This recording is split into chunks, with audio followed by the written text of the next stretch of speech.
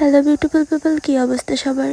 ফুপুর বিয়ে বলে কথা, যার জন্য গেছিলাম একটু পার্লারে সাজতে। তো আপনারা দেখতেই পাচ্ছেন যে সকাল সকাল বাসা থেকে বার হয়ে পড়ছি পার্লারে যাওয়ার জন্য। একদম সিম্পল ভাবেই বার হয়েছি। যাই হোক, অনেকে দেখছি আমার ভিডিওতে কমেন্ট করছে যে কেমন ফুপু, আবার অনেকে কমেন্ট করছে নাকি পাতানো ফুপু। পাতানো ফুপু হলে কি আর এত মজা করতে পারতাম? তো এইদিকে কথা বলতে বলতে চলে আসছি পার্লারের সামনে। তো আমি চলে আসছি আরজুমান খান বিউটি জোন, আর এটা কিন্তু একদমই এলজিডি মোড়ে। এই পার্লারে আগে পরে কখনোই আসা হয় না, এই প্রথমই আসা হয়েছে। তো ভিতরে এসে দেখলাম যে না, ভালোই ডেকোরেশন আছে সবকিছুতে।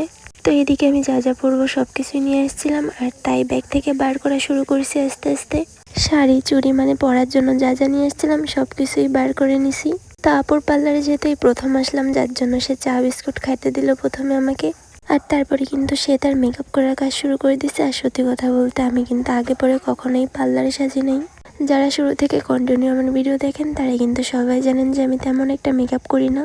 তো ফুফুর বিয়ে বলে কথা, মন চাইছিল একটু সাজতে, যার জন্যই সাজা। আর এইখানের ওনার মানে আপু, তার ব্যবহার কিন্তু অনেক ভালো ছিল, অনেক সুন্দর গল্প করেছে আমার সাথে।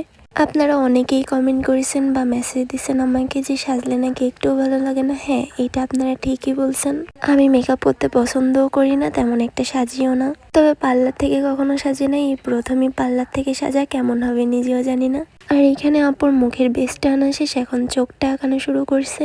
আর আমি যেই শেডের শাড়ি পরবো, আপু কিন্তু সেই শেডেরই চোখটা আঁকাচ্ছে খুব সুন্দর করে।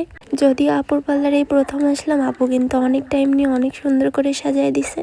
তো এখন ফাইনালি সাজানো শেষ, এখন আপু শাড়িটা পরায় দিচ্ছে, কেননা আমি আপুকে অনেক তাড়া দিচ্ছিলাম। তো আপু এখানে খুব সুন্দর করে শাড়িটা পরায় দিচ্ছে। আমি তো চুল বাঁধবো না, তারপরও আপু জোর করে চুলটাও বেঁধে দিছে।